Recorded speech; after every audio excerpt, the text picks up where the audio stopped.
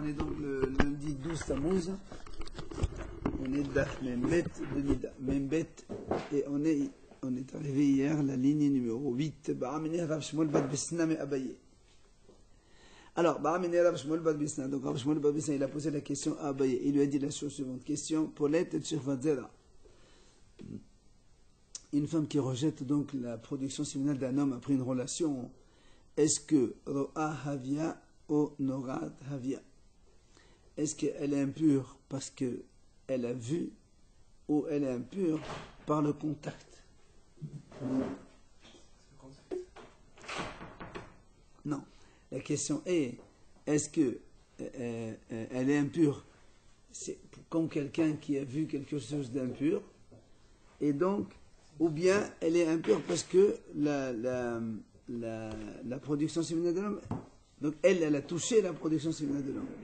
Tu vas me dire quelle est la différence entre les deux, qu'est-ce que ça change, et voilà les conséquences pratiques.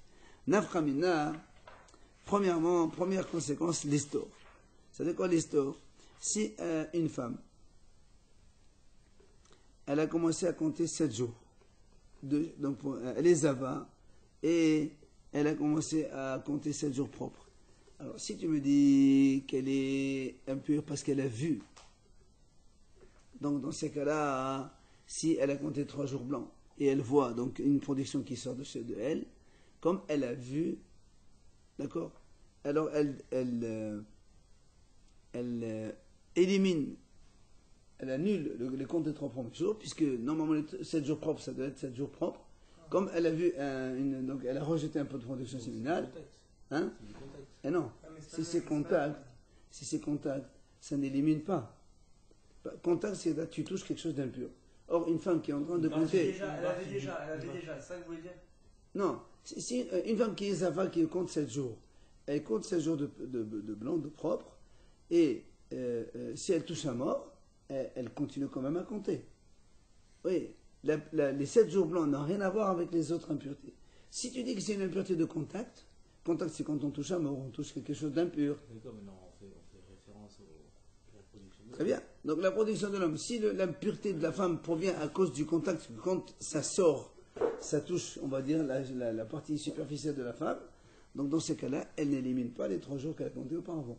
Et si tu me dis que l'impureté, c'est parce qu'elle a vu quelque chose dans elle, dans ces cas-là, ça est détruit. Ça, c'est la première conséquence. Deuxième,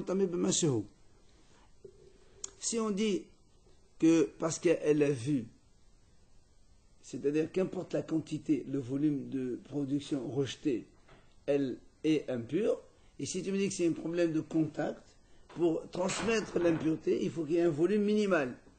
Et donc là, on exige qu'il y ait un volume minimal. Alors que dans l'impureté, donc ce qu'on voit, il n'y a pas de volume minimal. C'est pour ça qu'il y a une différence entre les deux. Et enfin, dernière conséquence, et la même chose, si on dit que c'est un problème de voir quelque chose d'impur, alors dans ces cas-là, même quand l'impureté elle est dedans dans son corps, elle est aussi impure.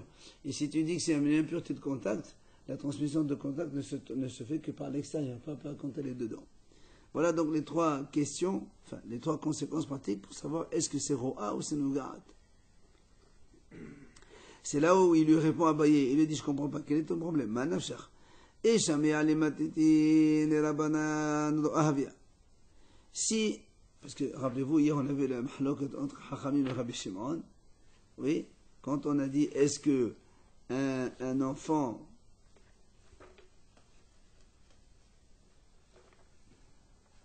Mim Alef Hamoud Shun.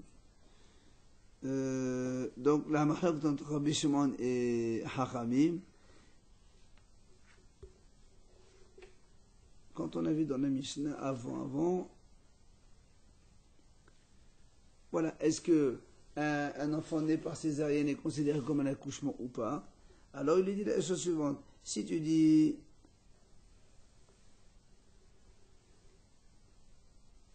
non, c'est la deuxième mahlokat qu'on a vue. Hier, on a vu ça. Ah, voilà. Quand on a posé la question, voilà. Quand Hachamim nous ont dit, Viv Sarah, mais la Mehed, je me t'amène à Bfnim Kahutz. Et Rabbi Shimon a dit, d'ailleurs, qu'il va là. Voilà. Là, hier, la mahalak de Hachamim, Rabbi Shimon Hachamim, ils disent, quand une femme, elle a elle est impure aussi bien de l'intérieur que de l'extérieur. C'est-à-dire que même quand la femme, elle a une relation, elle est impure comme l'homme, même quand la production, elle est en elle. Alors que Rabbi Shimon a dit non. Rabbi Shimon dit de la même façon qu'un homme n'est impur que lorsque la production sort de lui, la femme aussi ne devient impure que lorsque la production sort de elle. Alors c'est pour ça que le Gemara lui dit ici, quel est ton problème? Si il a comme la Mishnah, comme Rabbanan, Hachamim ils disent que même dedans elle est impure, donc ça s'appelle Ahoya. Donc c'est parce qu'elle voit quelque chose chez elle. Maintenant, pour Rabbi Shimon, ici il pense comme Rabbi Shimon qui dit que la femme n'est impure que quand la production elle sort dehors, c'est donc un problème de contact. Nora, t'avient. Maintenant, ici maintenant, il ne pense pas du tout cette Mishnah, en fait cette Braïta qu'on a vue hier, s'il n'est pas d'accord avec celle-là, mais c'est plus logique, Nora, t'avient. C'est plus logique que la femme, puisqu'elle a cette production de l'extérieur, donc elle ne devient impure que quand on le voit à l'extérieur, donc ça s'appelle une impureté de contact et non pas une impureté. C'est pas quand est-ce on dit qu'une femme elle est impure, c'est quand elle a un saignement ou une production qui provient d'elle-même. Donc voilà, mais ça c'est comme elle prend de l'extérieur et elle le rejette. Donc de la même façon qu'il est venu de dehors, donc elle est armée quand elle le met dehors. Ça c'est la question qu'il lui a posée. Il lui répond.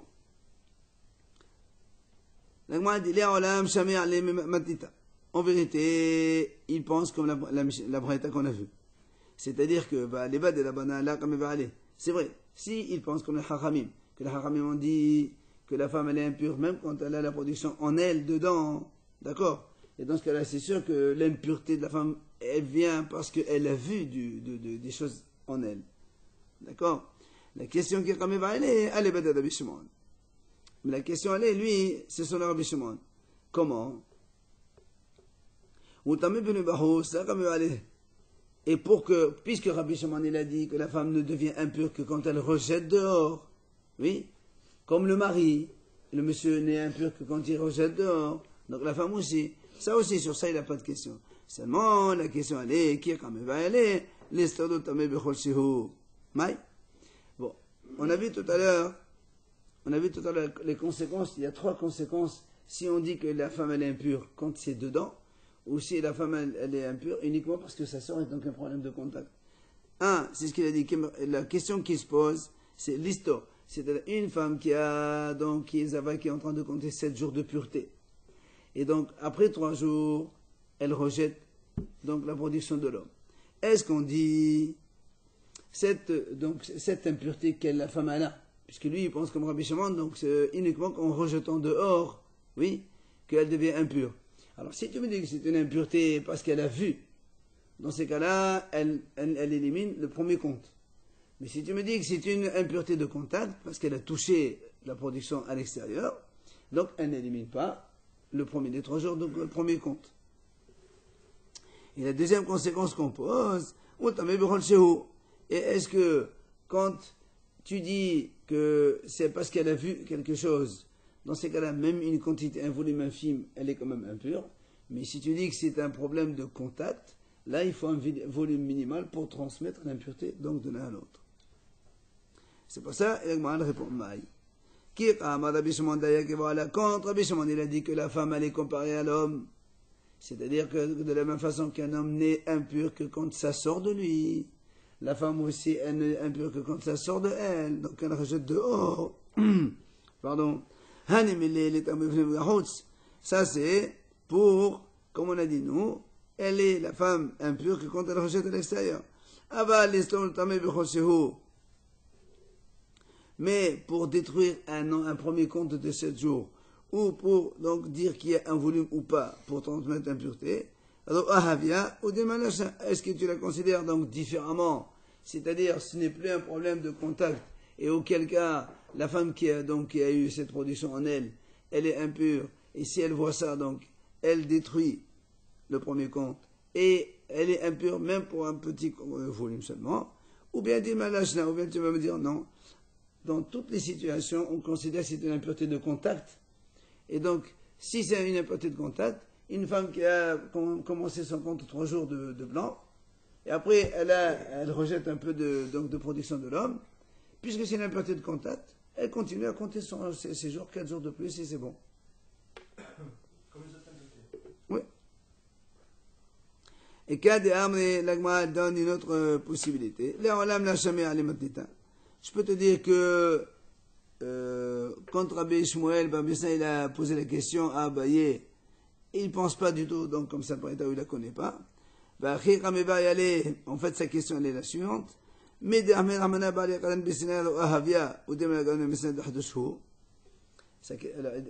on a dit, quel est ton problème? Si tu as comme la Braïta, ben, c'est facile. Si tu n'as pas comme la Braïta, on a dit, on solutionne comme quelque chose d'extérieur. Il dit non, sa question elle est, parce que, étant donné, il a dit, quand Hachem il a voulu donner les 10 commandements au mont Sinaï, il a dit au béni Israël, faites attention de ne pas avoir donc des relations avec vos femmes pendant 3 jours. N'est-ce pas? Donc la Torah, elle a été mahmir rien que sur ça. C'est-à-dire que si un homme il touche à mort, il peut venir pendant les jours des 10 commandements, il n'y a pas de problème. Toutes les autres impuretés, la Torah n'a pas parlé. La Torah n'a parlé que de ça. Alors l'Agma a dit, moi, hypothèse, puisque la Torah a été si sévère avec ça, alors on va dire aussi la même chose quand une femme rejette une protection séminale d'un homme, donc c'est une impureté sévère, c'est comme si qu'elle l'a vu, et donc elle détruit le compte et ainsi de suite. Ou bien Odin, ou bien tu me dis non monsieur. La notion de 3 jours aussi. Oui, c'est la conséquence de 3 jours, elle élimine, elle recommence tout. D'accord. Ou bien tu vas me dire non, la gamme des Sinaï, on n'apprend pas du Sinaï du tout. Pourquoi? Parce que là-bas, Hiddushu, le fait que la Torah, là-bas, elle a interdit l'accès au Mont Sinaï à tous ceux qui ont des problèmes donc, de relations avec leurs femmes, c'est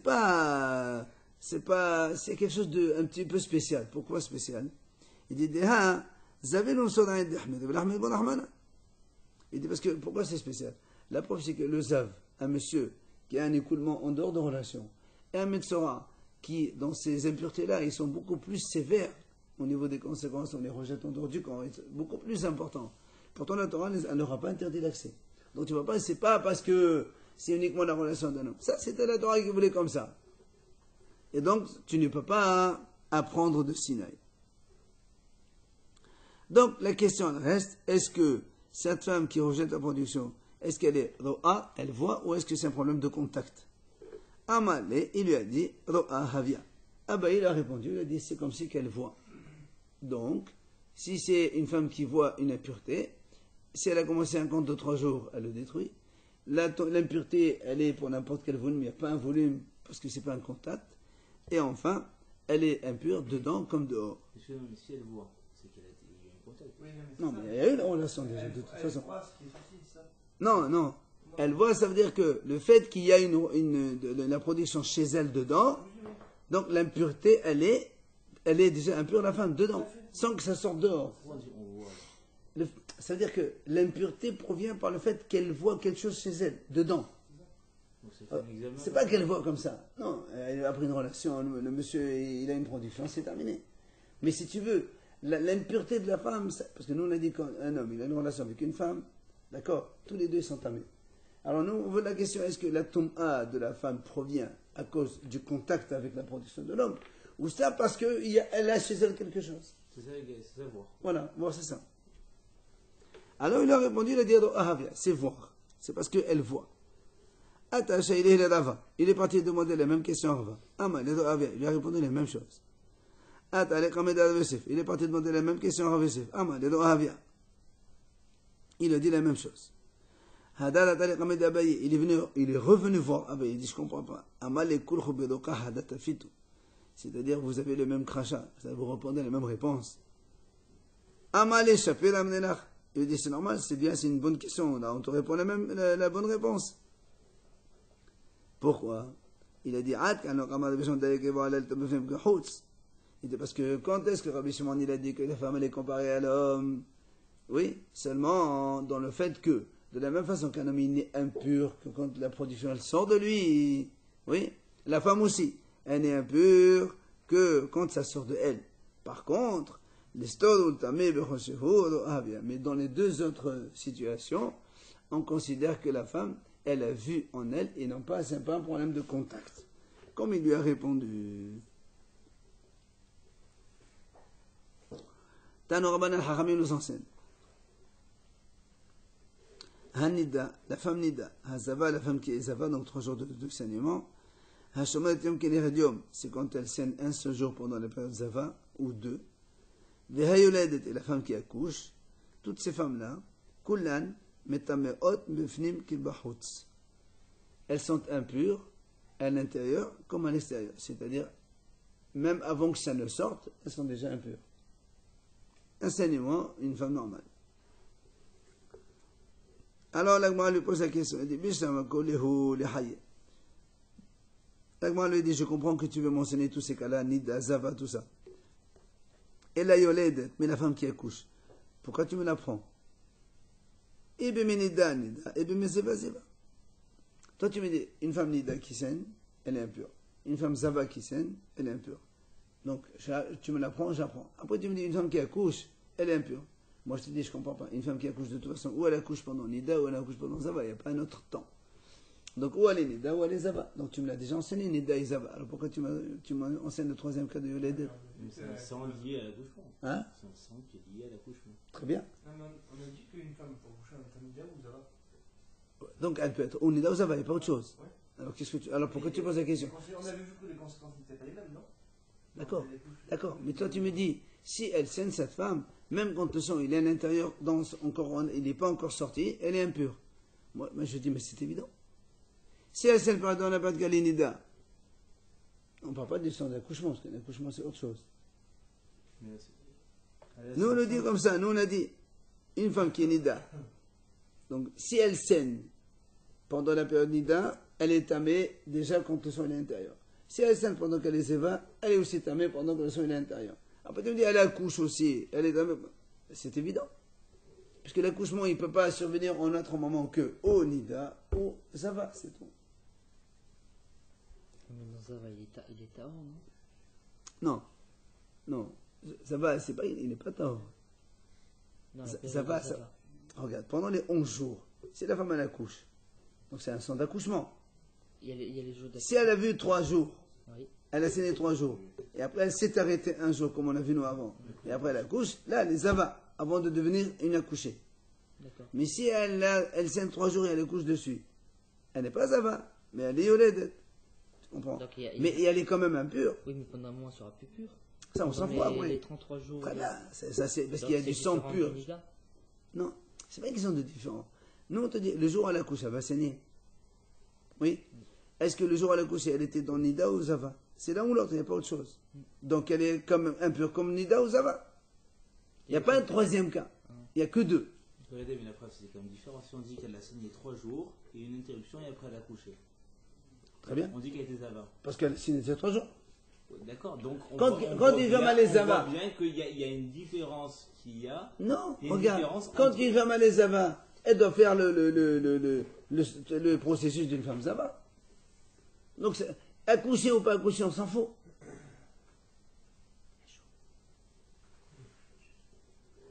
Donc, l'Agma vous dit, je comprends pas qu'est-ce que tu me rentres là-bas à coucher, donc c'est déjà évident. Il a dit non. Là, c'est shiyada litvol mitum ale tahora. Il dit, je te parle de ce cas-là, d'une femme qui a accouché. Elle a été impure pendant, par exemple, pour un garçon 7 jours. Après, elle est partie au mikvé pour devenir, puisqu'après 33 jours, elle a du sang pur. Donc, après, elle a fait le mikvé le soir. Donc. Et juste après, elle a saigné. Donc là, on dit là aussi, Après 7 jours, ça te donne ça. elle a fait 7 jours pour un garçon, elle est partie au mikvé, après elle a saigné. Alors on te dit, voilà ce cas-là, parce que c'est ni Nida ni Zava, parce que c'est du sang pur. Oui. On parle plus de Yoledet. Si, on parle de Yoled, c'est une femme qui a accouché. Mais quand on dit qu'elle a accouché, c'est avant. C'est avant la période. Elle a accouché. Un garçon. À partir du jour de l'accouchement, elle est 7 jours impure.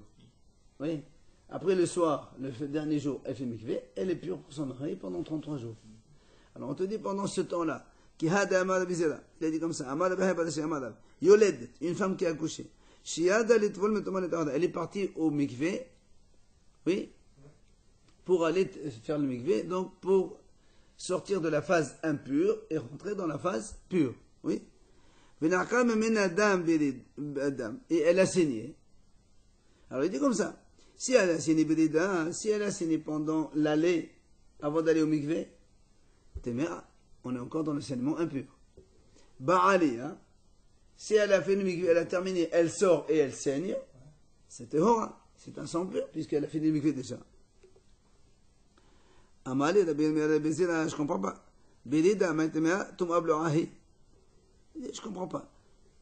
Puisque tu m'as dit que cette femme-là, donc, en allant au mikvé, donc elle a saigné. Oui.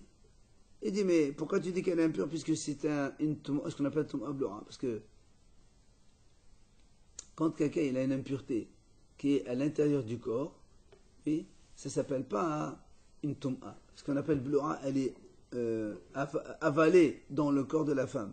Et quand c'est avalé dans le corps de la femme,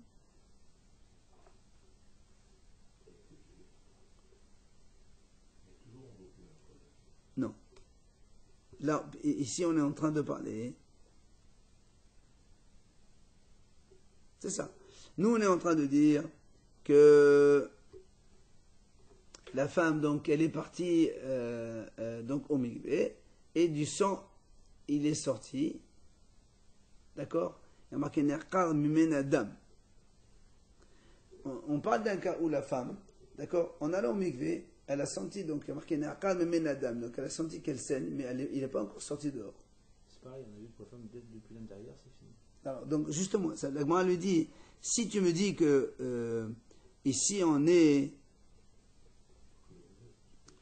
Non, là, c'est que l'homme pour rejeter. Ça, non, mais justement, nous on est ici selon...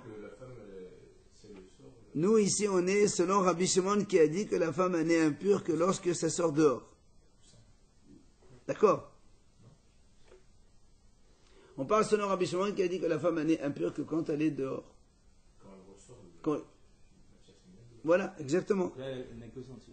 Et là, elle n'a que donc dedans. Alors c'est pour ça qu'il le dit. Mais lorsqu'il c'est dedans, il n'y a pas d'impureté. Pourquoi tu dis qu'elle est impure? C'est pour ça il le dit, tu sais quoi? Zel Shaileh la Rabbi Avin, va demander à Rabbi Avin. Moi je lui explique. Il m'a fait un signe de la tête, dans sa tête, comme quoi c'est bon. Que la réponse elle est bonne. Qu'est-ce qu'il a répondu? C'est bien. Il va lui demander. Donc, dans le Betamidrash, qu'est-ce qu'il a fait? Azal Shaileh. Il est parti demander à Rabbi Avin. Alors, Amal, il lui dit, voilà, monsieur, tu sais pourquoi cette femme-là qui a saigné et qui a encore du sang dans son intérieur, elle est amée? Il lui dit, Asa'uha. On a considéré cette femme qui n'est v'lat of tahor shemtam abradim bevetabelea. Hein? Elle fait un exemple. Asa'uha. Pourquoi cette femme elle est impure? Parce que les Chachamim l'ont considéré comme, vous vous rappelez quand on a dit un homme qui mange le cadavre d'un oiseau? Un homme qui mange le cadavre d'un oiseau, on a dit c'est une impureté spéciale que pendant que le morceau de viande il passe, il s'engloutit, l'homme il est impur avec tous ses vêtements. Seulement de cette façon, le cadavre d'un oiseau. D'accord? Quelqu'un il mange le cadavre d'un oiseau, d'une volaille. Ok? Niblat off. Prends une poule, voilà, une poule. Un morceau de viande de poule qui est morte. Quelqu'un qui mange ça, la Torah elle dit Metame berade bevetabelea. Ses habits ils deviennent impurs seulement au moment où ça passe dans le gosier. Donc où l'homme il avale ce morceau de viande. Oui. Alors, il dit là aussi c'est pareil, Haramim ont considéré cette femme-là, donc elle est impure, même si le sang il est à l'intérieur. Comme le morceau de viande elle est à l'intérieur, donc elle est impure, la personne elle est impure, la femme aussi, Haramim ont considéré qu'elle est impure de cette façon. Mais est-ce que c'est pareil quand on dit qu'il y a quelque chose qui vient de l'extérieur, qui n'est pas rentré dedans, ou bien quelque chose de le corps lui-même qui n'est pas sorti encore? Comme on dit, dame. Oui. Tant qu'il est. Oui, j'ai compris. Voilà. Oui, c'est la même chose. Il lui a dit, moi j'ai répondu cette réponse à Rabbi Avi, il m'a dit c'est une bonne réponse. C'est là où l'Agma a dit, je comprends pas. Comment, Midami, comment tu peux comparer les deux situations? Ça n'a rien à voir. Pourquoi ça n'a rien à voir? Il lui a dit, Hatam, il a dit là-bas, la volaille, elle n'a pas d'impureté de l'extérieur. C'est-à-dire quelqu'un qui touche le cadavre d'une poule ou d'un pigeon, même si tu touches, il n'y a pas d'impureté. La Torah elle a donné un statut spécial à la volaille, que le cadavre d'une volaille pure ne transmet l'impureté que lorsque la personne avale, et alors ça rend impur les vêtements. Donc ça c'est la volaille. Mais, chez la femme, qui n'a fait que les volailles, elle est tamée, mais chez la femme, on sait très bien que quand le saignement il sort, elle est tamée la femme. Alors dans ces cas-là, pourquoi tu considères qu'elle, même quand il est dedans, il est impur? Ça n'a rien à voir. L'autre, pourquoi on dit qu'il rend impur pendant le passage du gosier, c'est parce que dehors, il n'y a pas d'impureté. Mais chez la femme, le sang dehors, quand une femme enceinte, elle est impure. Alors pourquoi tu veux qu'elle est impure déjà dedans? Attends qu'il sorte, elle est impure. Ça n'a rien à voir. Tu ne peux pas comparer des choses. Alors il a dit à Hanamik, c'est à Salahos. Là aussi, quand il est sorti, on parle donc du sang quand il est sorti que la femme elle est impure. Alors il lui dit à Salahos, mais on est même dans ces cas-là, tu m'apprends rien. Une femme qui saigne, elle est tamée. Elle m'a dit non. Non, tu sais pourquoi? Ici on parle, donc rappelons la réponse de l'Agmara, c'est une femme qui allait au mikvé après l'accouchement et les 7 jours d'impureté, et en allant, elle a senti donc qu'il y a eu quelque chose à l'intérieur en elle. Alors il dit comme ça, parce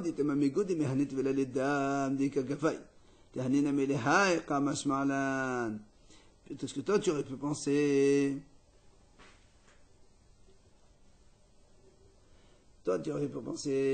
puisque le mikvé, quand cette femme elle est impure, après l'accouchement, 7 jours, après elle fait le mikvé, oui, après elle saigne, elle est pure, après l'accouchement. 7 jours impurs, 33 jours elle est pure. Donc tous les saignements qui vont venir après, c'est pur. Non, pas ça, putain, c'est ça, c'est une femme accouchée. Non, c'est Dam Tor. Non, c'est pas ça. Dam Tor, ça s'appelle comme ça. Alors j'aurais pu penser, puisque ce mikvé-là, il va rendre pur tous les saignements qu'elle aura après, ben, j'aurais pu penser la même chose. Même ce sang-là qui est encore chez elle, mais il ne sortira qu'après, il sera aussi pur. Alors on t'apprend que non. Puisqu'elle a senti avant le mikvé, alors elle est impure. Même s'il est sorti après le mikvé. Elle est impure quoi? Avant le mikvé et après le mikvé, elle sera pure? Après le mikvé, elle est impure. Parce que le sang, il était en elle avant le mikvé. En allant au mikvé, elle a senti. Elle a fait le mikvé. Après, ça sort. Ben, c'est le sang d'avant. Et donc, elle est impure. Donc elle est impure après le mikvé. Ouais, c'est pour ça qu'on reprend Depuis l'intérieur, elle était impure. Absolument. Alors, solution, c'est quoi? Elle refait le mikvé de nouveau. Et après, elle est pure. C'est évident. En donnant soif. Oui. Comme toute femme. Alors, là, on a dit, il a dit très bien, tu m'as résolu ton problème. Maintenant, la même question que je pose tout à l'heure. Et la yoledet, mais c'est va. Alors, je repose la même question de tout à l'heure. Une femme accouchée. Pourquoi tu m'as dit une femme accouchée, quand elle saigne, elle est impure aussi bien dedans que dehors? Alors, on t'a posé la question. C'est ou Nida ou Zava de toute façon. Donc, c'est pareil, puisque tu m'as dit qu'une femme Nida, elle est impure. Une femme Ziva, elle est impure. Ben, Yoledet, c'est ou l'un ou l'autre. Ça peut pas. Donc, ce qu'on a posé la question tout à l'heure. Alors, il lui répond. Il dit, on parle ici d'un accouchement sec. Il n'y a pas de sang. Alors il lui dit, attends, mais alors je comprends pas. Et qu'un? Mais si tu me dis qu'il y a un accouchement sec, alors il n'y a pas de sang. Alors qu'est-ce que tu me dis? Alors impur quoi? Alors impur? Non, il y a un accouchement sans sang. Ouais, ça existait à l'époque. Ça existe. À l'époque, ça existait. Aujourd'hui, certainement pas. Alors il a dit dans ces cas-là, qu'est-ce que tu me dis? Alors impur de quoi alors?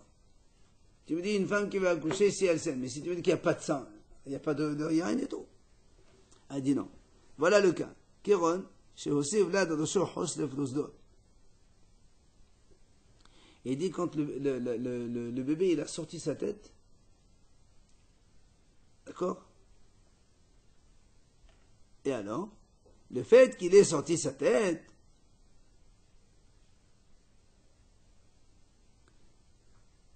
C'est ça. Le fait que le bébé il a sorti sa tête donc dans le corps de la femme, pas complètement dehors, mais en bas. C'est quand il est en bas, vraiment juste avant l'accouchement, avant qu'il sorte complètement du corps de la femme, quand il est encore là. Alors on dit que donc, quand le bébé il est là, eh ben la femme elle est impure déjà. Comme on a vu, Rav Oshaya l'a enseigné. Il dit Rav Oshaya comme ça, quand une femme elle accouche. Non, tant qu'elle n'a pas signé, elle est pas impure. On parle pas de saignement ici. Il a dit Rav Oshaya, si imaginons une femme, voilà, une femme qui a un bébé qui du préserve, il est mort chez elle. Comment il est? Bébé mort. Oui. Maintenant il y a la sage-femme qui va la sortir. Alors on dit, parce que quand on sait que celui qui touche à mort, il est impur. Il est impur, celui qui touche à mort. Mais si le mort il est dedans dans le corps de la femme, il n'est pas impur. Parce que tout ce qui est ce qu'on appelle une impureté absorbée dedans à l'intérieur, elle ne transmet pas. Alors là-bas, Rav Oshaya a dit comme ça. Si la sage-femme, elle rentre sa main, même si elle touche le bébé mort, elle n'est pas impure. Rav Oshaya a dit non, elle est impure quand même. Pourquoi? Parce qu'on craint que le bébé il a sorti sa tête déjà à ce niveau-là. Il faut bien qu'elle sorte. Bah, après. Oui, mais imaginons que la sage-femme, elle rentre, après elle sort la main et après elle s'en va. Est-ce qu'elle est impure ou pas? Elle l'a fait à la La sage-femme. tête est d'abord encore dehors. Voilà. C'est pour ça qu'il dit, même si la tête, elle n'est pas xérachimée, peut-être que le bébé, il a sauté la tête, elle n'a pas fait attention. Donc elle est quand même impure. Donc on voit bien que quand la tête, elle est dehors, c'est impur déjà. C'est l'accouchement qui est fait, même s'il n'est pas encore sorti complètement. Il y a un monsieur, il a dit la même chose, on voit. Un monsieur, il est venu voir Rava. Il lui a posé une question. On peut faire une brit mila Shabbat. C'est une autre histoire. Il dit bien sûr. Quand il est sorti, je comprends pas. Si tu connais un juif qui ne sait pas qu'on a le droit de faire la brit mila Shabbat, qu'est-ce qu'il va poser comme question celui-là? Hein? Et non, pas un ignorant. Azal Bateh, il a couru derrière lui, il a rattrapé. Il dit, pourquoi tu m'as posé cette question? Qu'est-ce qui se passe? Comment c'était? Amalé, tu sais quoi? Tu sais pourquoi je suis venu te poser la question? Parce qu'il y a un problème. Lequel? Amalé, j'ai entendu le bébé, il a crié le vendredi. J'ai entendu les pleurs du bébé le vendredi. Après, il est né le lendemain, Shabbat. C'est pour ça, alors pour moi, est-ce que l'accouchement c'est vendredi ou c'est Shabbat? Sa tête elle est sortie, ça y est, il a pleuré. Ça arrive, il y a des cas. Ça doit être ça en fait. Ça doit être une demi-heure avant et il a pleuré. Ça, ton point. Si. Est-ce qu'on peut faire un Shabbat? Si, justement. Parce que quand il a sorti la tête vendredi. C'est vendredi? Mais il n'est pas né vendredi, il est né Shabbat. Alors si tu dis qu'il est né vendredi. Justement, lui il a dit est-ce que je peux faire la brit mila Shabbat? L'autre il dit attends, mais pourquoi tu poses la question? C'est que tu as un problème. C'est quoi? Il dit voilà un problème. Alors là il va lui dire que tu n'as pas le droit de faire Shabbat. Parce que le fait qu'il ait sorti sa tête vendredi, c'est déjà un accouchement entre parenthèses. Donc la brit mila Shabbat elle ne se fait pas quand c'est un truc repoussé. C'est pour ça qu'il lui a posé la question. Il y a quelque chose. Je veux bien. C'est pour ça qu'il lui dit. Non, c'est quand c'est un accouchement normal, non. Il a dit Rabat, donc si tu l'as entendu pleurer, c'est qu'il a sorti sa tête déjà depuis vendredi. Et donc l'accouchement, il est considéré comme fait. Et donc Shabbat, c'est pas la brit mila en 100 ans. Shabbat, vous avez dit maintenant, tu ne peux pas le faire Shabbat. Il faut attendre dimanche. C'est repoussé. Est-ce que ça considéré des débuts ou de la fin? Début. Tu as entendu le bruit de l'enfant? Ça y est, c'est l'accouchement. Parce qu'il est sorti complètement au Shabbat. Et donc le fait qu'il soit la tête, c'est pas à la fin. Voilà, c'est un accouchement, voilà. C'est un accouchement. Soit elle a couché vendredi, soit elle Pour a ça, couché Shabbat. Shabbat. Alors s'il a accouché vendredi, tu ne peux pas faire la brit mila Shabbat, c'est sûr, c'est le 9e jour. Alors on procède dimanche. Vendredi, on ne peut pas parce qu'il est né Shabbat. Hein?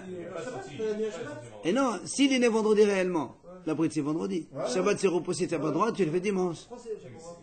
On ne fait pas un Shabbat, une Mila par. La Shabbat, on ne fait qu'une Mila en 100 ans. Et césarienne aussi, on peut pas. Ah oui, c'est ça non plus, c'est pas en 100 ans. Ah bon? Oui. On ne fait jamais une Brit Mila de césarienne Shabbat. Ben oui. Un enfant né par césarienne, ça s'appelle né en dehors du temps. Allez. Ah bon, alors il n'est pas obligé de faire en 8 jours? Ah non, c'est pas qu'il n'est pas obligé, il n'a pas le temps de faire sa Shabbat.